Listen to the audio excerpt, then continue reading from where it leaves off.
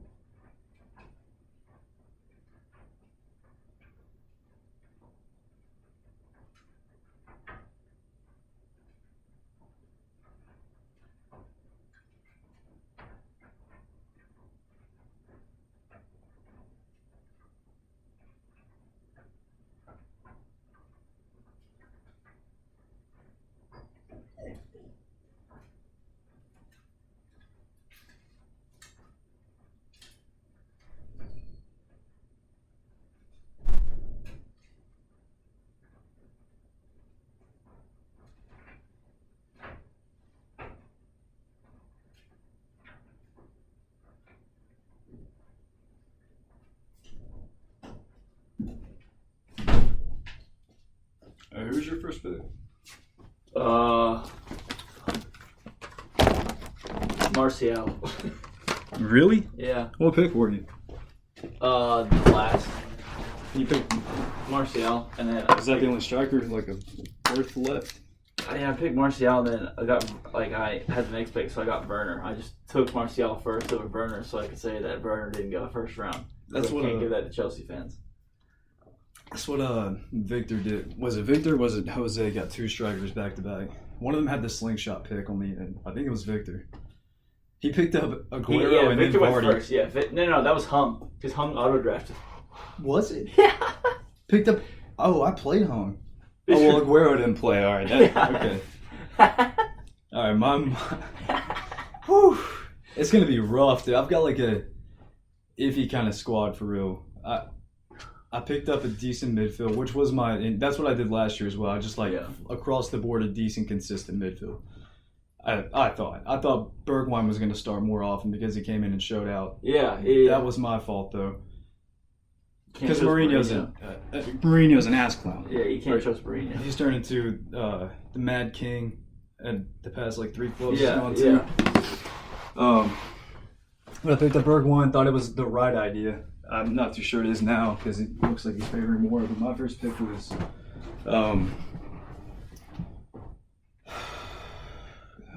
Bruno. Yeah, all day Bruno. Yeah. If I had gotten if I had gotten earlier in the draft, my first pick 100% would have been Kevin De Bruyne. There's no reason why. That's how you win. I don't know why Victor didn't take him first. Like I think Joe got him like third pick or something. Third pick, yeah. Like, how stupid do you have to be? It went Salah, I think Mane, and then De Bruyne. Which I can give you Salah, but like De Bruyne, every week De Bruyne plays, you're at least going to get an assist or a goal from him. He is that fucking productive. He's a machine. I mean, I had him last year. That's what I was saying the entire year. Like, do you want to win? Yeah. You draft De Bruyne. Yeah. I mean, I did it like knowing he was going to go the fuck off last year. I had no idea, and then he just went off. So I got every bit of the points. But with Bruno's production from last year, dude, like there's no other player that you should pick. Like the top 3 are definitely Bruno, De Bruyne, and Salah. They're the top 3 that you get. In terms of points, and I would argue that you take De Bruyne and Fernandes first because Salah is considered a forward, right? Yeah. Yeah. So you get extra points for them scoring goals, and then you get the extra points for them getting clean sheets. Yeah, it's a beautiful system. And then Juan also taking Aubameyang, who's a midfielder, when he's not a midfielder. That's how Martial was. That's what I did last year. Yeah, I got Martial. He's a striker this year, though, right? Okay, good. Yeah, because he was just racking up points towards the end. Yeah, when Bruno came in, helped me out a lot. But yeah, and then who's another? I tried to get because I knew all the midfielders. By the time they came back to me, it was going to be taken. So I figured that Robertson and Alexander-Arnold were going to be taken, which they were. So then I went for Van Dijk, and then Doherty I picked up 4th because I figured he did well at Wolves on the wing, and then I know Mourinho likes to have wingbacks that attack for the counter, but that one might be a mistake because Spurs are just so bad. And he's older too. Yeah, I think if he ever wanted to win anything, I think he fucked up. He would have done a lot better staying at Wolves to potentially win something. But if he's just going for the payout, then yeah, going to Spurs was a good call. And then I don't know what the fuck I was thinking. I picked up Davinson Sanchez when I knew that Mourinho doesn't like him. He likes Dyer and Alderweireld as the 2 center backs. I don't know what went through my head that I saw Davinson Sanchez. I was like, yeah, I'll pick him up. I don't know. I think I had him for a little bit last year, and I don't even think he got play time under Poach at the beginning or under Mourinho towards the end. Which is so weird because he's such he seems like he'd be the perfect center back. He's big, strong, powerful, and fast. That is what Mourinho's team, all of his teams consist of. Well, it's what he players. has to have, though, because he plays so defensively. You need a monster back there. It's not going to happen otherwise. Yeah, and it's just, why would you pick Dyer though? I feel like he's just slower. I guess he can control the game, but I don't see. Maybe his passing's better, but it doesn't make sense from Mourinho's past teams that he wouldn't start Davinson Sanchez. But Dyer started out as a holding mid too, right? Yeah. And is that what Mourinho wanted to buy him for initially when he was scouting way back in the day? Yeah. As a holding mid. Yeah, he wanted him as a holding mid. Oh, then he wants a ball playing defender now, but that's not what you need when you're playing flying fullbacks. I mean, you need your defenders to get it out quick if you're playing a high line. Yeah, because now he's. I feel like I can't really remember because I feel like I was a bit too young whenever he first came to Chelsea, and it was complete after Porto beat United in the Champions League, and then he went to Chelsea the next year. Mm-hmm. Obviously he had John Terry and Carvalho, and then he had the likes of Goodison, I think, was it? The Icelandic striker. I can't remember. I think it was Good Johnson. Good Johnson. Yeah. Either Good Johnson, and then he had Didier Drogba. Those are the main players that I think of when I think of Mourinho. Power strikers. Yeah, and then he had Frank Lampard for years and years, but. Yeah, just the way he set up the Spurs team to just counter it just doesn't make sense to me, especially because 2 years ago they were playing free-flowing football and they got to a Champions League final. And then he just goes and he does the exact opposite with all those players. Harry Kane is not, he can be your get-it-behind striker, but I feel like he's definitely more of a target man that tries to turn on the ball instead of. Well, that's what Ali's there too, though. It's that's how Ali picked up Dele Alli picked up a lot of his goals from the get-go. Is you have Kane as your target man, who if he can turn, he's going to shoot every time. But when he can't, Dele Alli's that easy shadow striker layoff option. Yeah, that's why they work. So Harry Kane's probably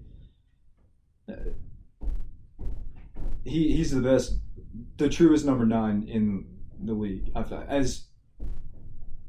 Is that, or do you disagree? I mean, as a model number 9 of him and Aguero are definitely top 2. Yeah, the physicality. Yeah, they both kind of play the same way as well. Yeah, where they both do. Yeah, like you were saying, they both they can make those runs in behind, but their first instinct is to touch the ball and shoot.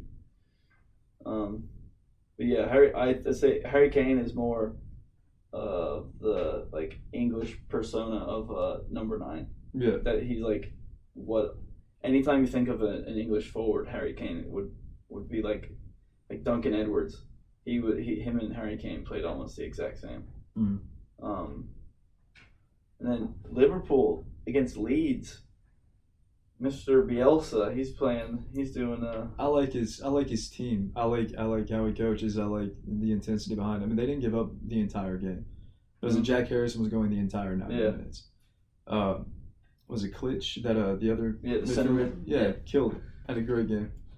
I mean, they gave it to. They didn't go into that game like timid at all. No, they weren't reserved in any way. They came at them. Because it was Norwich last year who played Liverpool first and got smacked 5-0. Yeah. And then obviously we know what happened with Norwich. But yeah, I was kind of I figured Liverpool were going to win, and I thought Leeds would give them a game until like about the 50th or 60th minute, and then I thought Liverpool would just dominate. But I was really surprised to see them keep coming back. And the way Bielsa plays with the like, he wants to play like total football, and he wants to play with the wing backs. But I feel like for that game it worked well. But I think when they play City, they're like, it might be a really bad day for them. I feel like it's either going to be hit or miss the way he plays. You know what I mean? Because he's never going to change the way he plays. So if they're losing 3-0, they're not going to sit back then and just try and make sure that they don't get scored on again. He's going to keep pressing. He's going to keep going the whole time, and that does make attacking teams do become vulnerable after about the 60th minute. Because when you come back from half and you're pressing as hard as you were in the first place. And then,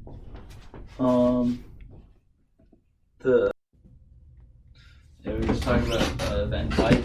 That one ball over the top, I don't know whether he was trying to control it or what he was trying to do, but that was such bad awareness. And then Joe Gomez, I don't know where he was. He was way up the pitch, and then when the I can't remember who on Leeds played the ball up over the top, but he was like recovering to try and make a tackle to where the ball, try and stop the guy from playing the ball. But that's why I think Matip is better than Gomez, because Matip doesn't really.